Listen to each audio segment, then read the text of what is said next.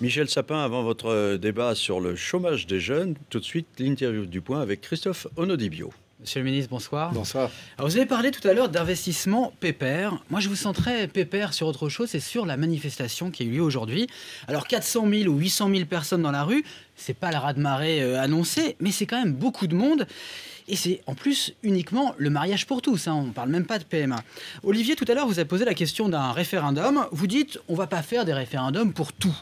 Mais il n'y a pas tous les jours des centaines de milliers de Français dans les rues. 900 cars, 3 TGV entiers, c'est pas tous les jours, ça. Et après, une fois que vous avez dit tout cela, mais votre argument, c'est de dire on va pas faire... Qu'est-ce que vous avez souligné Qu'est-ce que vous avez souligné à juste titre? Qu'est-ce que vous avez souligné? Il y a du monde dans la rue. Je vais pas dire... Il y a beaucoup de monde dans la rue. On peut dire qu'il y a beaucoup de monde. Il y en a eu beaucoup avant sur d'autres sujets. Il y en aura demain beaucoup sur un troisième sujet. Ça fait partie de la République. Je dirais même, ça fait peut-être partie aussi d'un certain esprit français que, de temps à autre, devoir manifester pour peser sur le débat politique. Je ne conteste pas aux citoyens français en désaccord avec une mesure, cette question-là, de la contester et de le faire savoir sur le pavé de Paris. Ça fait partie de nos règles, de nos libertés. Mais la question qui est derrière cela, c'est est-ce que pour autant vous devez modifier l'attitude du gouvernement? Il faut écouter, il faut comprendre, il faut respecter, parce que toute opinion doit être respectée. Mais il y a un engagement du président de la République, il y a un projet de loi, il y a une majorité qui va en discuter, me semble-t-il. Elle existe à l'Assemblée nationale comme au Sénat. Je vous respecte, mais je le fais quand même, c'est pas brillant. Mais la première chose à respecter, c'est la République. C'est brillant, ça, de respecter la République? Oui, mais est-ce que tout le monde ne serait pas content? David Assouline, qui était là tout à l'heure, disait « Je suis très très confiant, finalement c'est une minorité, etc. » Finalement, pourquoi pas faire le débat, le référendum, et ensuite vous passez au sujet, ce que vous appelez les sujets fondamentaux, la lutte contre le terrorisme, la lutte contre le chômage. Oui, on va pas faire un référendum là-dessus non plus. Non, je vous parlais seulement... L'action de la République, ça n'est pas d'aller de référendum en référendum. Il peut être parfois nécessaire. Il est même parfois obligatoire. Et là, non. Qu'est-ce qui fait qu'il n'est pas La Constitution ne prévoit pas, je crois même, je ne veux pas faire un débat constitutionnel, qu'elle prévoit l'impossibilité de le faire. Mais je laisse ça de côté pour qu'on reste au niveau du débat. Donc non, ça n'est pas un sujet sur lequel, me semble-t-il, il convient de couper la France en deux. C'est un sujet qui passionne certains, je comprends tout à fait, qui veulent s'y opposer. Ils sont une minorité doit être respectée. La République, c'est le Parlement, ce sont les députés et les sénateurs, et c'est là que ça se passe. Alors, on n'est pas dans le cas d'une France coupée en deux, hein, vous venez de le redire. C'est vrai, il paraît que ça dépasse les clivages politiques et que ça dépasse les clivages économiques. C'est quelle France qui défile aujourd'hui, Michel Sapin? Regardez les images. Non, mais moi je les ai regardés, mais je pense que mon opinion n'intéresse pas les Français regardent les images. Claude Barthelon a dit c'est les ringards. Les Français regardent les images. Vous ne démentez pas que ce soit des ringards? Non, je vous pose la question. Vous pourriez me poser comme ça toute une série d'autres. Vous démentez pas. Je n'ai pas à me couler dans le moule de vos mots. Voilà. Non, Claude Barthelon en l'occurrence. Donc je vous dis simplement, regardez les images. Non, mais regardez les images. Je vois des images de gens tout à fait respectables. Je vois des familles qui, avec les enfants, défilent. Je ne vais pas aller leur dire qu'elles ne sont pas des familles respectables. Je vois des personnalités qui portent des noms, Frigide Barjot ou autres. C'est un pseudonyme. Parfaitement respectables, qui s'expriment d'une certaine manière. Les Français le voient. J'ai compris aussi que parfois, ils dérapaient dans la manière de s'exprimer. Ça peut arriver à tout le monde, mais chacun se fait une idée sur ceux qui défilent et sur ceux qui s'expriment. Et j'ai pas beaucoup d'inquiétude quant à l'idée qu'ils se font. Quelqu'un qui s'est exprimé, Christine Boutin, qui parlait d'une possibilité de radicalisation du mouvement. Est-ce que vous ne pensez pas que ça peut inciter aussi une partie de la gauche à se radicaliser et à reparler de PMA dès maintenant ? Non, parce que ce débat sur la PMA, qui est extrêmement respectable, c'est un sujet que je connais bien parce qu'il se trouve que le premier poste que j'ai occupé était au ministère de la Justice. J'étais ministre délégué à la Justice et que j'ai travaillé sur les premières lois de bioéthique. C'est un sujet très important, mais c'est un sujet qui est séparé de cette question. Pour une raison simple, c'est que c'est une question qui est posée à tout le monde et pas simplement aux couples homosexuels qui souhaiteraient légitimement pouvoir vivre ensemble. C'est vraiment un sujet qui concerne tout le monde et en particulier qui concerne toutes les femmes, quel que soit le mode de vie de ces femmes. Donc, il faut le traiter avec la délicatesse que toujours, tous les gouvernements et tous les parlements français ont apporté à ce sujet-là. Il faut le temps C'est-à-dire du débat. concrètement, Il faut le faire. Donc, ce qui n'était pas une bonne chose, c'était de mêler les deux débats. C'est très important, là.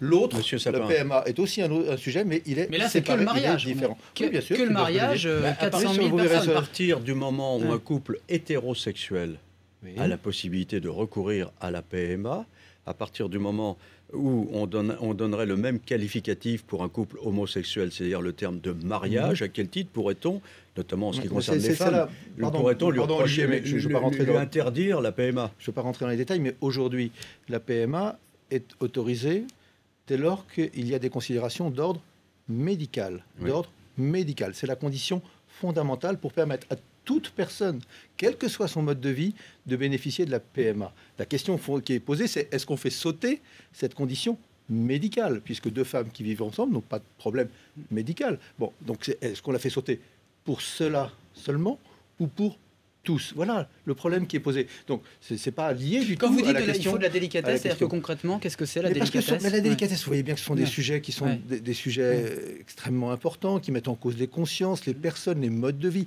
les choix de vie des uns et des autres. Une femme peut parfaitement choisir de vivre seule. Elle n'est pas forcément mariée avec un homme ou pas forcément mariée avec une femme. Elle peut choisir de vivre seule. Et dans ces cas-là, pourquoi serait-il refusé le bénéfice d'une PMA si éventuellement elle veut pouvoir en bénéficier? Aujourd'hui, ça n'est pas possible. Et comme vous le savez, aujourd'hui, quand une femme est dans cette situation, elle s'en va en Belgique ou elle s'en va en Espagne dans des conditions qui ne sont pas honorables. Donc, parlons de ce sujet, mais il est séparé. C'est un autre sujet. C'est d'ailleurs pas le sujet qui était abordé cet après-midi dans la rue. Alors, vendredi, donc, c'est achevé la grande négociation entre le patronat et les syndicats. Est-ce que c'est une vraie victoire? Parce que le PCF, par exemple, parle de terribles reculs sociaux. La gauche du PS parle d'une augmentation de la précarisation de l'emploi. Est-ce que vous êtes sûr de ratifier tel quel ce texte au Parlement? D'abord, je pense que ce qui est très important pour tout le monde, c'est de ne pas rester à la superficie du texte.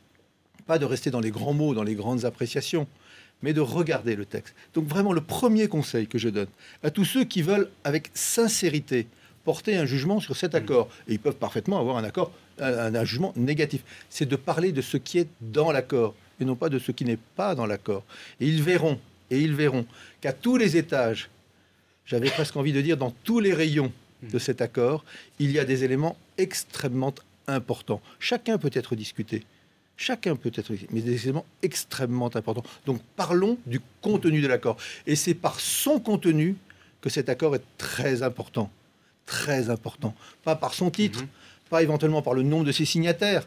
C'est par son contenu que cet accord sera décisif pour la vie quotidienne des Français. Je ne veux pas revenir sur les conditions précises. Il y avait une partie du PS au moment du pacte de compétitivité, du crédit d'impôt aux entreprises, financé par une hausse de la TVA, qui avait hurlé déjà. Donc qu'est-ce que... Vous n'avez pas peur de ça? Enfin, exprimer une opinion, c'est pas forcément hurler. Il se trouve que moi j'étais mécontent. On a le droit d'être mécontent, y compris. Oui, non, on a le droit. Je vais vous dire une chose. Voilà. Si au Parti socialiste on débattait plus des sujets, vous ne nous reconnaîtriez pas. Mais c'est étrange parce que vous dites par exemple, vous dites, bah voilà, les gens ont le droit de manifester, ils ont le droit de s'exprimer. Mais moi je respecte profondément les gens. Vous mécontent, mais en fait, vous pouvez être mécontent, mais c'est pas grave, vous n'écoutez pas. C'est pas qu'on n'écoute pas, c'est qu'on agit. On peut pas tout critiquer à la fois. Donc écoutez.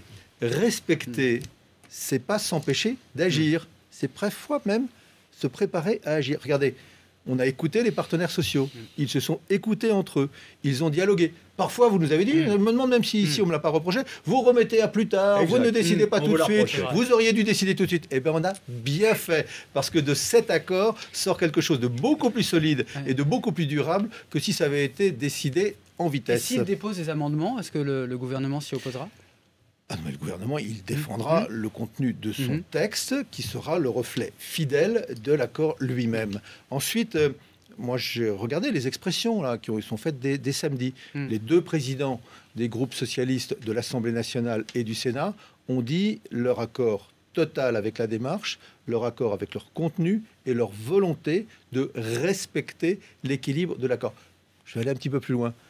Le groupe des écologistes des Verts à l'Assemblée nationale a fait paraître un communiqué qui a dit un accord exceptionnel par la méthode et par le contenu, et il s'est engagé à faire respecter l'équilibre de l'accord. Vous voyez qu'on n'est pas dans la même configuration que sur d'autres sujets. Il y avait aussi. Il y en a un qui parle pas de méthode et qui vous envoie pas ses vœux de bonne année. C'est Jean-Luc Mélenchon. Vous avez déclaré ce matin, nous sommes capables, non pas ce matin, vous avez déclaré, nous sommes capables en France de nous réformer et pas dans la guerre civile. Eh bien, Jean-Luc Mélenchon, lui, il promet la guerre. On écoute.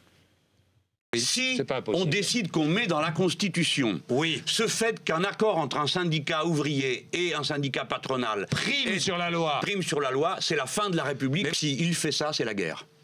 C'est clair. La guerre, mais vous la menez comment? Non. La guerre, ça veut dire, moi, le jour où il met le doigt dans une affaire comme ça, je dis clairement, je suis dans l'opposition.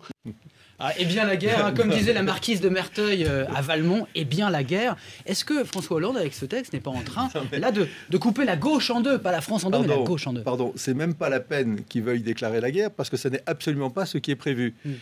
Regardez, de quoi parlons-nous? D'un accord entre partenaires sociaux et d'une loi. Est-ce qu'on a dit que l'accord était supérieur à la loi? Non.